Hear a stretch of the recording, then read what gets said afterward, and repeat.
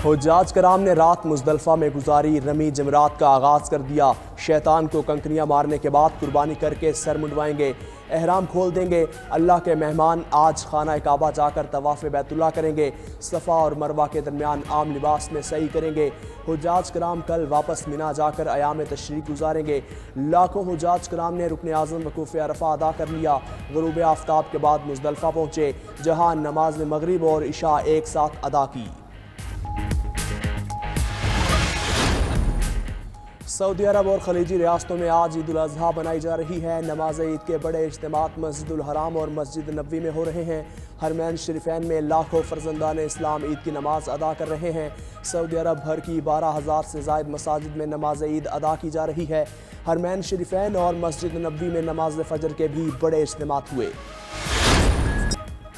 ईद कुर्बान के लिए जानवर की खरीदारी के आखिरी रोज भाग दौड़। शहरियों ने सुबह सवेरे ही मवेशी मंडियों का रुख कर लिया। रात भर भी शहरी बड़ी तादाद में मवेशी मंडियों में भाव ताव करते रहे। जानवरों की कीमतों पर व्यापारियों के साथ बहसो तकरार का सिलसिला जारी। व्यापारी भी मनमानी कीमत पर जानवर फरोख्त करने पर बाज़िद। शहरी भी हिम्मत हारने को तैयार नहीं, कहते हैं ईद से कबल अपनी इस्तात के मुताबिक मुनासिब जानवर खरीद कर ही जाएंगे।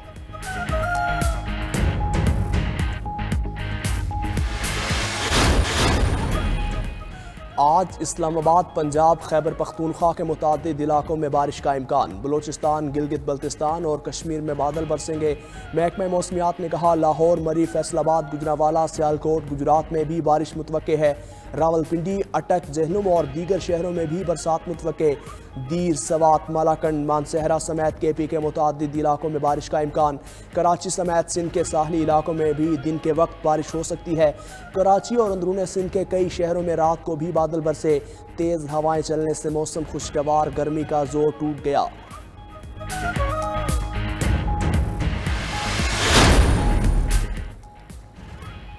IMF ने पाकिस्तान के साथ जल्द स्टाफ लेवल मुआहदे की नवीद सुना दी। IMF के मिशन चीफ नेथन पोर्टर कहते हैं कि पाकिस्तान के साथ मुज़ाकरात जारी हैं। बातचीत का मकसद जल्द मुआहदे को हतमी शक्ल देना और पाकिस्तान की माली मदद करना है। गुज़श्ता दिनों पाकिस्तान ने मुआशी इस्लाहात को यकीनी बनाया। मुआशी इस्लाहात IMF की गाइडलाइन के मुताबिक की गई। बजट की पार्लियामेंट से मंजूरी और मजीद टैक्स का नफाज रिफॉर्मर्स का हिस्सा है। पाकिस्तान ने मॉनेटरी पॉलिसी को मजीद सख्त किया है।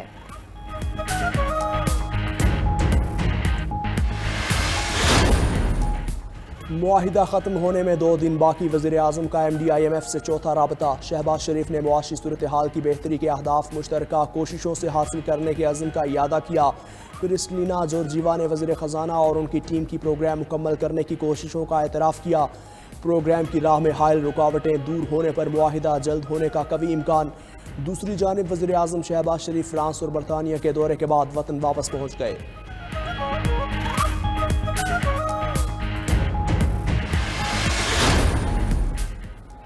सुप्रीम कोर्ट में सिविलियंस के खिलाफ फौजी अदालतों की कार्रवाई रोकने की इस्तदा मुस्तरद। मुल्ज़िमों का फौरी अहल खाना से राबता कराने की हिदायत की। सुप्रीम कोर्ट ने मजीद समाअत जुलाई के तीसरे हफ्ते तक मुलतवी कर दी। दौरान समाअत जस्टिस आयशा मलिक ने रिमार्क्स दिए। FBN केस कहता है कि किसी सिविलियन का मिलिट्री कोर्ट में ट्रायल हो सकता है। जस्टिस मुनीब अख्तर ने रिमार्क्स दिए। एमरजेंसी और जंग की सूरत हाल में ट्रायल फौजी अदालत में हो सकता है। चीफ जस्टिस उमर अता बंदियाल ने कहा, किसी शख्स पर शवाहिद के बगैर इल्ज़ाम लगाना बेकार है। जस्टिस इजाजुल एहसन बोले, इन मुकदमात में मुल्ज़िमों पर पाकिस्तान पीनल कोड के इल्ज़ामात हैं।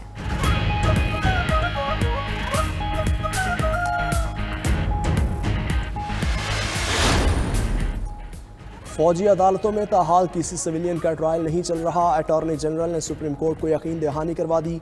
कहा, अभी जो कार्रवाई हो रही है वो फौज के अंदर से मुआविनत के इल्ज़ाम की है। सिविलियंस का ट्रायल शुरू हुआ तो मुल्ज़िमान को वकील करने की मोहलत दी जाएगी। किसी ज़ेर हिरासत शख्स को सज़ाए मौत नहीं दी जाएगी। लवाहिकीन को बयान की कॉपी भी फराहम की जाएगी। अटॉर्नी जनरल ने फ़ौज की तहवील में 102 अफराद की तफसीलात जमा करवा दी। पब्लिक ना करने की इस्तदा। दरख्वास्त गुजारों के वकला के अटॉर्नी जनरल का बयान रिकॉर्ड का हिस्सा बनाने की इस्तदा मंजूर। चेयरमैन PTI के वकील ने मौक़िफ़ अपनाया। अटॉर्नी जनरल और DGI SPR के मुतज़ाद बयानात हैं।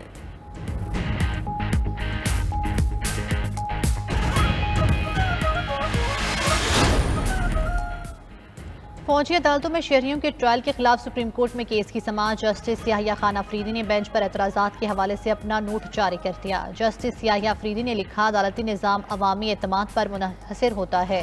सुप्रीम कोर्ट के सीनियर तरीन जज ने बेंच पर एतराज़ात आयद किए। Chief justice full court bench बनाएं, सिविलियंस के फौजी अदालतों में ट्रायल के मुकदमात फुल कोर्ट को भिजवाए जाएं।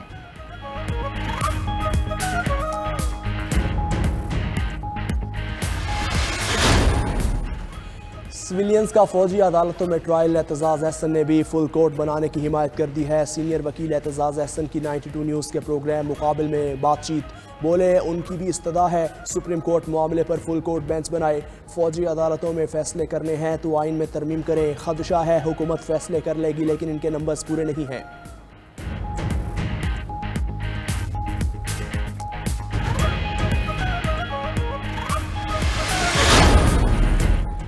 दुबई में मुस्लिम लीग नून और पीपल्स पार्टी की क़यादत में यहाँ मुलाकातों का सिलसिला जारी है। साबिक वज़ीर आज़म नवाज शरीफ और साबिक सदर आसिफ अली जरदारी की फिर मुलाकात। नवाज शरीफ की तरफ से आसिफ अली जरदारी के एजाज़ में शाइया का अहतमाम किया गया।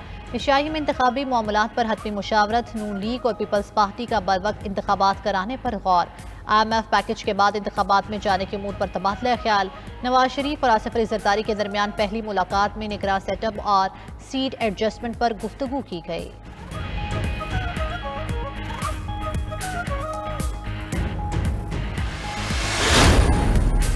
अक्टूबर या नवंबर में इलेक्शन ज़रूर होंगे। साबिक वज़ीर आज़म शाहिद खाकान अब्बासी की प्रोग्राम हो क्या रहा है में गुफ्तगू, बोले उनके पास दुबई में मुलाकातों से मुताल्लिक कोई मालूमात नहीं। माजी में नवाज शरीफ को मिलने वाली 2/3 अक्सरियत का तजर्बा अच्छा नहीं रहा। ताहयात नाअहली दुनिया में कहीं नहीं होती। इस मामले की दुरुस्ती ज़रूरी है। नवाज शरीफ इलेक्शन के मामलात समझते हैं, खुद फैसला करेंगे कि कब वापस आना है। वन विंडो ऑपरेशन इन्वेस्टमेंट की सूरत हाल बेहतर बनाने के लिए है।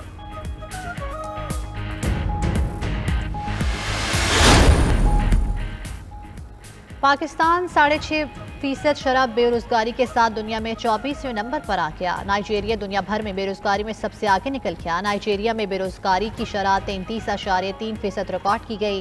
जनूबी अफ्रीका 32.9% बेरोजगारी के साथ दूसरे नंबर पर। बोस्निया में 29.28%, अफगानिस्तान में 13.3% बेरोजगारी।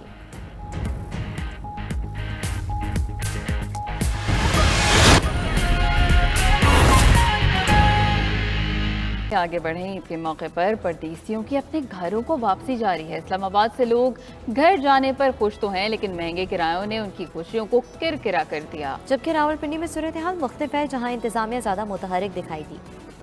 दूसरे शहरों से आए परदेसी ईद की खुशियां अपनों के साथ मनाने अपने घरों को रवाना हो रहे हैं। रावलपिंडी और इस्लामाबाद के बस अड्डों पर अपने आबाई इलाकों में जाने वालों का तांता बंधा हुआ है, लेकिन दोनों शहरों में सूरत हाल एक जैसी नहीं। वफाकी दारुल हुकूमत इस्लामाबाद में शहरियों ने ट्रांसपोर्टर्स पर मुंह मांगा किराया वसूल करने का इल्जाम आयद कर दिया। 1400 का टिकट लिया है सरगोधे के लिए, मुश्किल से मिला है लेकिन मिल गया है। इधर जलालत उठानी पड़ रही है, बस और कुछ भी नहीं है। रावलपिंडी के सबसे बड़े बस अड्डे पीर बधाई में इंतजामिया ज्यादा मुतहरिक दिखाई दी, जहां मामूल के मुताबिक किराए वसूल किए जा रहे हैं। गाड़ी मौजूद नहीं है, ये प्रॉब्लम आ रही है कि हम कैसे जाएं।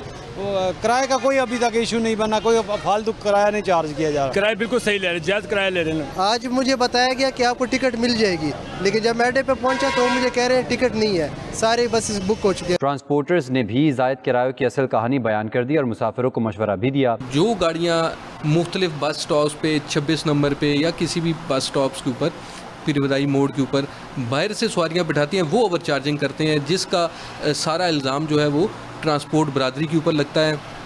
हमें भी सामना करना पड़ता है और हमारे लिए भी एक जो आप कह लें कि बाइसे बदनामी बनती है। जुड़वा शहरों में मुसाफिरों की एक शिकायत यकसा रही और वो थी गाड़ियों में कमी। ताहम डीसी रावलपिंडी और सेक्रेटरी RTA की हिदायत पर ओवरलोडिंग की शिकायत पर भी कार्रवाई की गई। कैमरा टीम के साथ साजिद शेख, 92 न्यूज़, रावल।